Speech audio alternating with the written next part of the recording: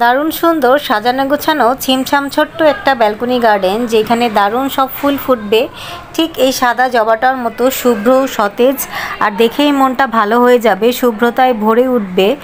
ঠিক এরকম একটা ছোট্ট ব্যালকনি গার্ডেন সবারই কাম্য। আর সবুজ সতেজ এরকম সুন্দর একটা গার্ডেন যদি থাকে, যখনই আপনি গার্ডেনে বসবেন মনটাই ভালো হয়ে যাবে। তাই সবারই উচিত ঠিক এরকম গার্ডেন তৈরি করা। তো চলুন আজকে দেখিয়ে দেই কী কী গাছ আপনারা ইনিশিয়ালি রাখতে পারেন আর এইরকম সুন্দর করে অ্যারেঞ্জ করে আমার মতো গার্ডেন তৈরি করতে পারেন। দেখুন একটা র্যাক রেখেছি যেখানে প্রচুর গাছ আমি অর্গানাইজ করে রাখতে পেরেছি। আর এই যে কর্নারটাতে দুইটা গাছের মাঝখানেও কিন্তু আমি একটা গাছ রেখেছি। আর এইটা হচ্ছে রোহিও বোট লিলি বা রিও প্ল্যান্ট। এটা হচ্ছে খুবই হার্ডি একটা প্ল্যান্ট। 1 মাস ধরে আমি এই নারকেলের পাত্রটাতে এটাকে বসিয়েছি এবং কোনো চিন্তাভাবনাই করিও নাই, জানিও না এটার কী অবস্থা। আজ দেখলাম দিব্যি সে সুন্দর সতেজ বড় হয়েছে। পাতাগুলো এত সুন্দর, এক পাশটা বেগুনি আর এক পাশ সবুজ। এটাকে বোট লিলি বলা হয়, অনেকে রোহিও বলে বা রিও প্ল্যান্টও বলে। কোনো কিছুই দরকার হয় না, এটা একা একাই প্রচুর গাছ একটা গাছ থেকে গজিয়ে যায়, মানে গাছ গজাতেই থাকে ডালপালা থেকেও, এবং নিচে ডাল ভেঙে লাগিয়ে দিলেও গাছ গজাতে থাকে। সো এটা দারুণ একটা প্ল্যান্ট ইনিশিয়ালি গার্ডেনারদের জন্য। আর সেকেন্ড গাছটা হচ্ছে পর্তুলাকা। এটাও কিন্তু ডাল থেকে খুব সহজেই তৈরি করা যায়। আর খুব সুন্দর একটা গাছ, ফুলও ফোটে খুব সুন্দর, একটু আলো বাতাস পেলেই ফুল ফোটে। আর এই গাছটা আমি ভিতরের দিকে রেখেছিলাম, হঠাৎ করে দেখলাম যে বৃষ্টির তোড় থেকে বাঁচানোর জন্য ভিতরে রাখাতে ও বেশ শুকিয়ে গিয়েছে। তো 1 সপ্তাহ ধরে পানি না দেওয়ার পরেও দেখুন কি সুন্দর আছে, কোনো অসুবিধা নাই।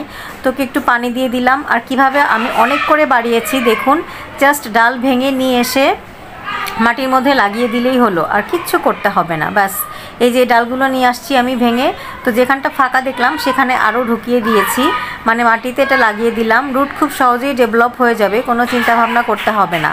আর এই যে এখন যে সুন্দর প্লান্টটা দেখতে পাচ্ছেন, ছোট্ট কিউট অনেকগুলো ঝোপালো, ছোট্ট একটা প্লান্টারের মধ্যে কত সুন্দর ঝোপালো হয়েছে। এটার নাম কি আপনাদের বলতে হবে, আমি নামটা ভুলে গিয়েছি, মনে পড়ছে না। আমার একটা ভাগ্নি এটা আমাকে দিয়েছিল, ছোট্ট একটা প্ল্যান্ট। এটাও আমি একটা কর্নারে রেখেছিলাম, এই একটা ডাল রেখেছিলাম, সেটা থেকে এত বড় হয়েছে ঝোপালো। আর এই যে এটা হচ্ছে পথস, 2-3টা পথস আমি একসাথে লাগিয়েছি। মানি প্ল্যান্ট বলি আমরা যেগুলোকে, সেই মানি প্ল্যান্টের একটা মিক্সড পট আমি তৈরি করেছি, খুব সুন্দর। এখানে 3-4 রকমের মানি প্ল্যান্ট রয়েছে, মঞ্জুলা পথস, রিও পথস, জেড পথস, আর হচ্ছে গোল্ডেন পথস।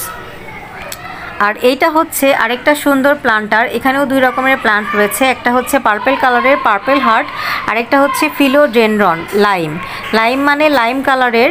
ফিলোডেনড্রন বিভিন্ন কালারের হয়, পাতা ছোট হয় বড় হয়। আমার কাছে 3 রকমের ফিলোডেনড্রন আছে। এটা হচ্ছে ছোট্ট ফিলোডেনড্রনও কাটিংস থেকে গ্রো করা যায়, আর এই পার্পল কালারের পার্পল হার্টও ডাল থেকে ভেঙে তৈরি করা যায়, মানে কাটিংস থেকে তৈরি করা যায়। এই সবগুলো গাছই কিন্তু বিগিনারদের জন্য দারুণ সব গাছ। আর এইটা হচ্ছে ড্রাগন ফ্রুট খেয়ে যে বীজ লাগিয়ে দিলেই ফল হয় মানে গাছ হয় সেইটা, কিন্তু এটা কিন্তু সেখান থেকে তৈরি নয়, প্রপার ড্রাগন ফ্রুটের গাছ থেকে এনেছিলাম আমি একটা ডাল, তো সেই ডাল থেকেই তৈরি করা যায় এটাও।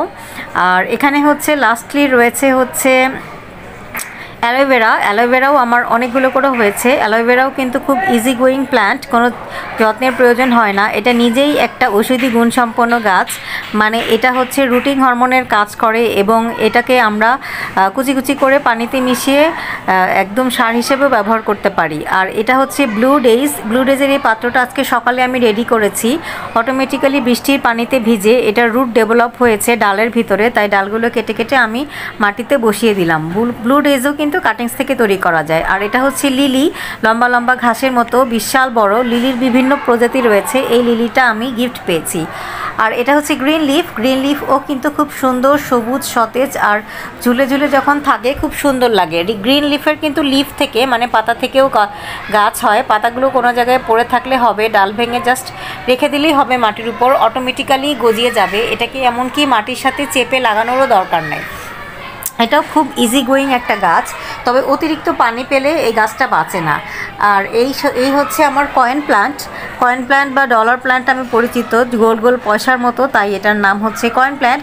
কয়েন প্ল্যান্টে প্রচুর পানি লাগে, মানে পানি এবং মাটি হয়ে থাকতে হয়, আলোযুক্ত স্থানে রাখতে হয়। যেহেতু এটা আমি এটা ভিতরের দিকে রেখেছিলাম, সো এটা তেমন একটা ঝোপালো হয়ে উঠতে পারেনি। আর এটা হচ্ছে আরও একটা পাত্রে আমি কয়েন প্ল্যান্ট বৃদ্ধি করতে দিয়েছি।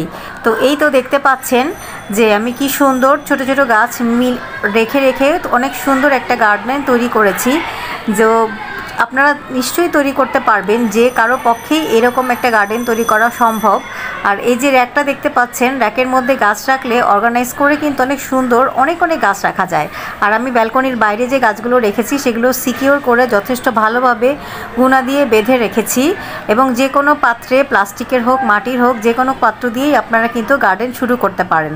তো আর দেরি না করে এখনই শুরু করে দেন। মন ভালো রাখার জন্য এবং মন ভালো থাকার জন্য একটা গার্ডেন কিন্তু সবারই কাম্য। আর সবুজ সতেজ হয়ে থাকুক আপনাদের জীবন, এই প্রত্যাশায়। Happy gardening.